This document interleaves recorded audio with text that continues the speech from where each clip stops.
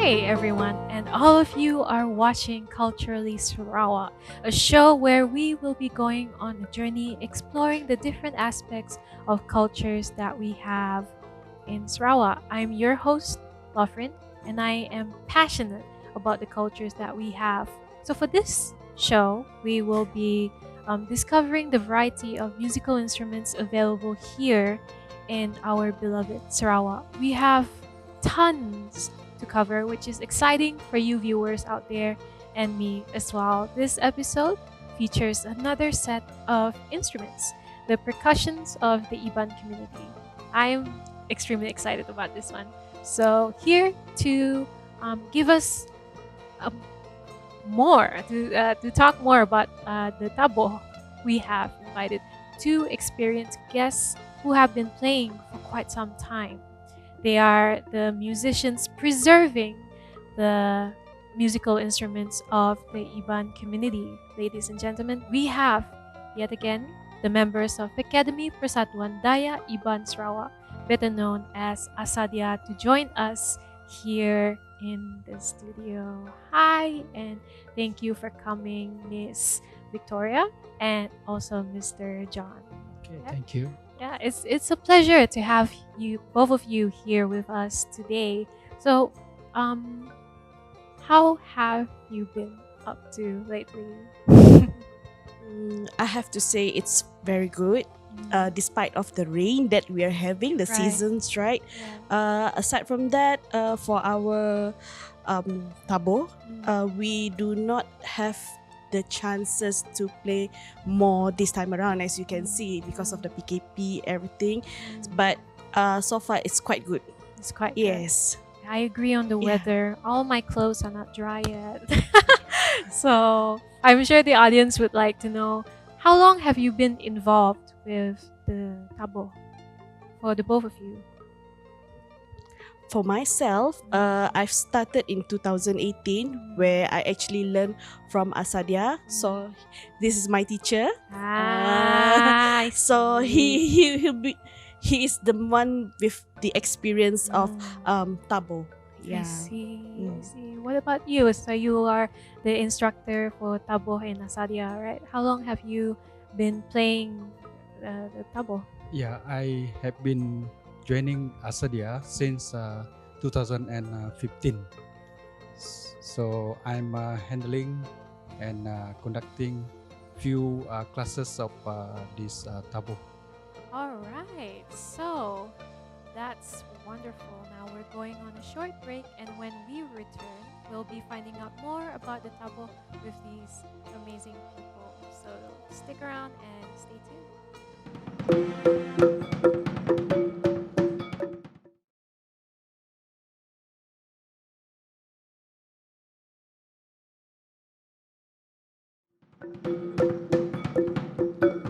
We are back, and you are watching Culturally Sarawak.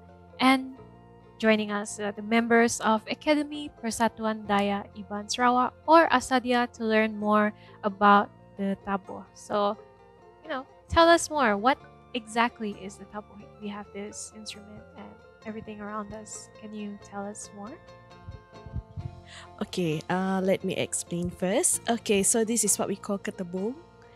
That one is actually angkrumong. That is the one behind you. That is belikan, and this is tawa. Yes. So they're all a part of the same set of instrument used for Taboh. Exactly. Yes. I see. So, in terms of the Taboh that we have right now, do people play it contemporary or in a traditional way? Mr. John. Yeah, actually, what we are learning, what we are sharing with our members, traditional Taboh. We don't concentrate on contemporary one because we want to concentrate on the traditional way, so that this is one way, our effort how to preserve the uniqueness of the traditional Iban Taboh music. Right. So, from my understanding, Taboh sounds different in different parts of Sarawak, and there are so many kinds. But again, my knowledge about this is limited, and I only heard of the Taboh during the Gawai in my longhouse in Batong. And yeah, my dad's village, we don't do the Taboh anymore. They are from Suraman, and yeah, I only hear it during the Gawai celebration, and that's it. Which is a bit sad. So, what's your strongest inspiration and aspiration in pursuing this passion to revive, or rather to preserve, the art form of Taboh? Actually, if you if you know the situation now, where the younger generation are becoming less interested in our traditional Taboh, especially. So to me, what inspired me is to share my humble knowledge and experience and skill with the members that who are willing to learn this traditional Taboh. And it's very fortunate that and I'm glad that Asadia is conducting or organizing this kind of classes to revive and to preserve the uniqueness of the traditional Iban Taboh, which is our identity as an Iban. I agree. I Yeah. agree. So, as an instructor, how many students have you taught to play the Taboh? Actually, since 2015, I think uh, more than 50 of them More than that 50. I have trained, I see. or even I think 70 or 80 of them attending few classes. Mm. So that's what we are organizing and conducting in Asadia. Mm. So, include you, right?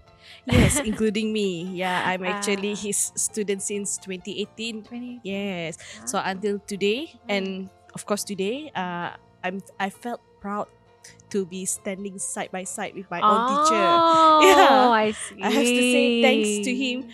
If not because of him, I might not know how to play Taboh.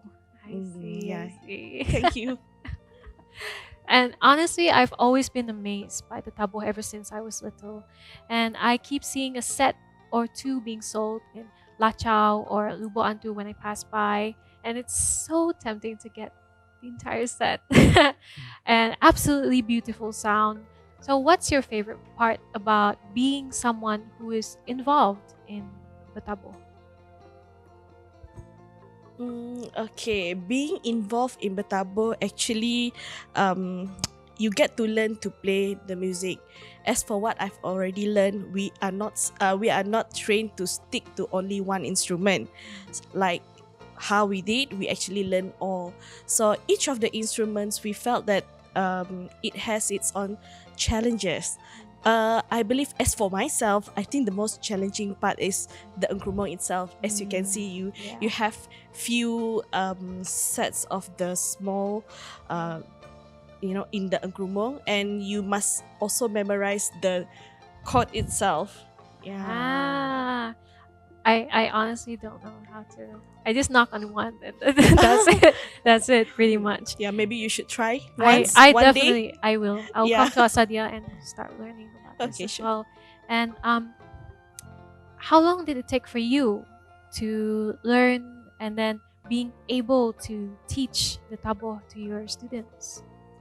Actually, I come from a long house, and the skill and the experience that I have now are being inherited from my grandparents. So because during my childhood, I used to follow and join the group for the Batabo.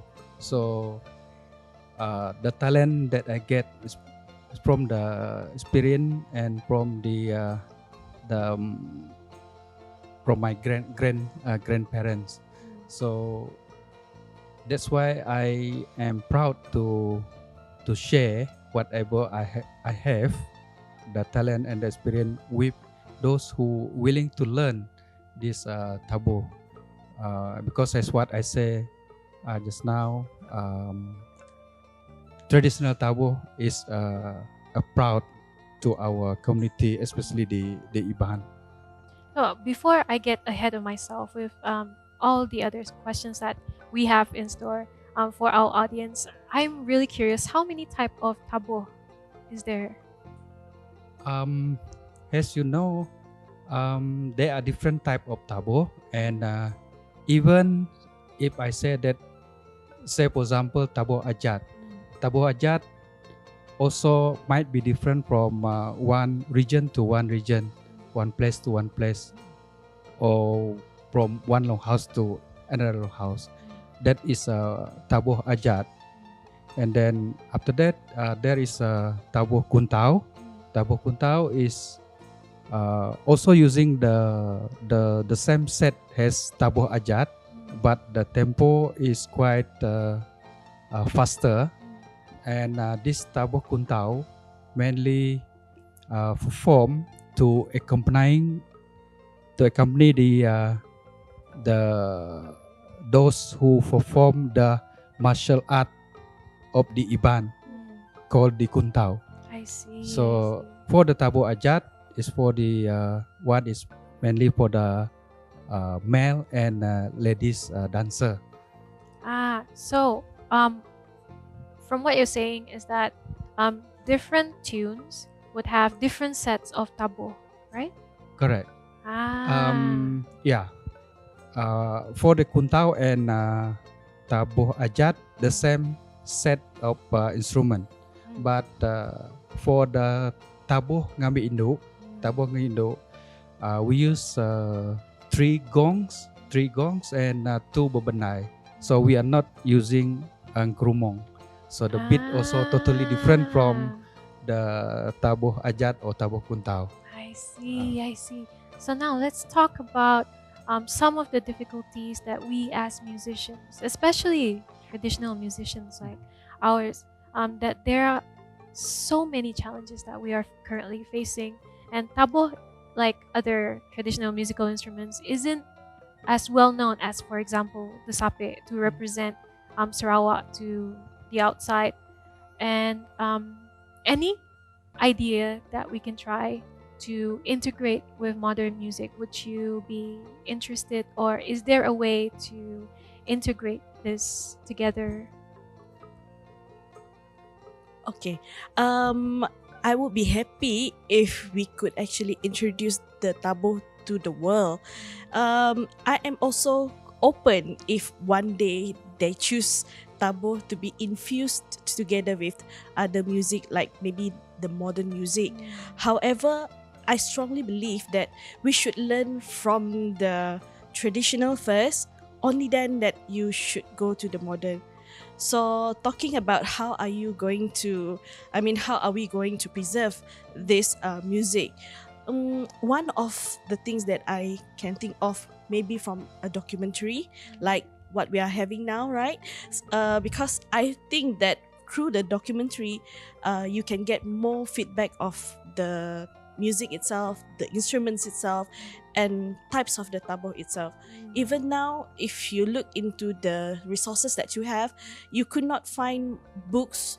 I mean, you have less books or journals that is talking about the music. Sometimes they have to recycle the same and again and again with the same source.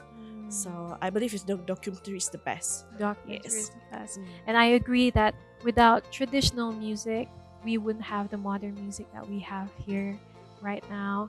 And what do you, both of you, think is the biggest problem in the traditional music scene in Malaysia? And why is it dying out in our country? Yeah, if you look at the scenario now, the younger generation, they more interested in modern music, which is very very accessible, be it they can obtain it from social media, and like what Victoria said just now, it's less music. I mean traditional music in available in social media now. So that's why we have to really um, uh, keep our younger generation to love their interest in our traditional taboh. Yes, I agree.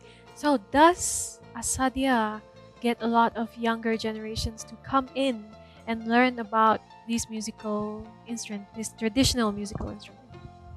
I would like to share something. Throughout my tenure, my classes with Asadia, there's one time during that 2018 in my class, we have this young boy who is actually 7 years old. He is very good in katabung, and slowly he pick up with the rest of the instrument. I believe, although he's very young, but he can actually pick up the music very fast. So I think one day we should welcome him as well. We can show that we have younger generation who is actually willing to learn and play the music. Yes, I would definitely love to see more younger generations picking up all these amazing traditional musical instruments. So before we go further, let's go and have a little break.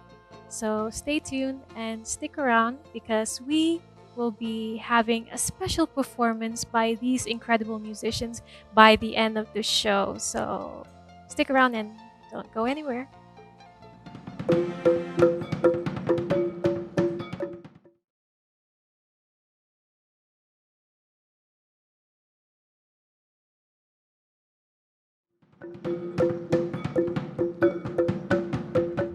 Welcome back to Culturally Sarawak with me, Lofrin, and lovely members of Fasadia on the Taboh, Miss Victoria and Mr.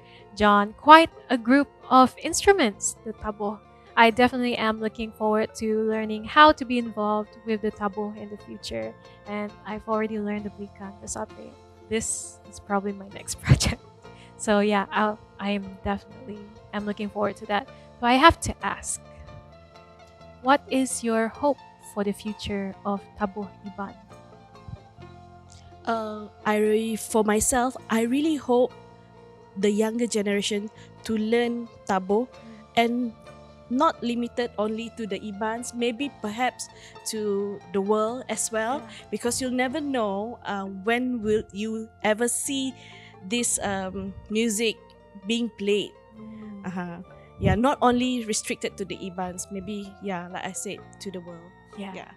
And possibly we can see the Taboh being played in different music festivals around the world as well. That would be awesome. And I'm sure our audience out there would be curious to learn more about where to go or what to do if they want to join in. So how would they contact Asadia? It's through Facebook, right? Yes, we do have a Facebook called Academy Sadia. As for now, you can actually contact us through the Facebook, and also we have our teacher, Cikgu Mabung. He's actually our considered the pengetua of the Asadia. Aside from that, let's say if you are interested in our Taboh Iban, you can actually contact our teacher, Cikgu John. Wonderful. So he will assist on how to register on next. Yes. I see. So, do you have any last words for our viewers watching this show? Well, I really hope that not only the younger generation, but there are some people out there, even though they are I mean all people. Also, there are those who don't know how to play the taboh. So, to me, let us work together. Let us cooperate with each other, and let us give awareness that how important is to maintain, to preserve the uniqueness of our traditional Taboh, to be our identity as an Iban. So we really hope that more people will join us, more people will contact us, more people will come forward to join our classes at Asadia. That's really wonderful. And yeah, thank you for coming to the show. I've learned a lot today, and so did everyone at home watching our show. I look forward to the future of Taboh, and hopefully, more people would be interested in learning more and preserve this amazing art form that we have to offer. And there you have it. That ends our episode of Culturally Sarawak for this time around. Do remember to watch the next episode where we will be talking about another group of drumming instruments for calling the gods of the Ibans, known as Gendang Pampat. So follow us at TVSTV on Instagram and me at Lofrin, that's Lofrine, and I'll be posting my musical instruments from time to time. So join in the fun if you have a musical instrument you want to showcase, or maybe it's your own.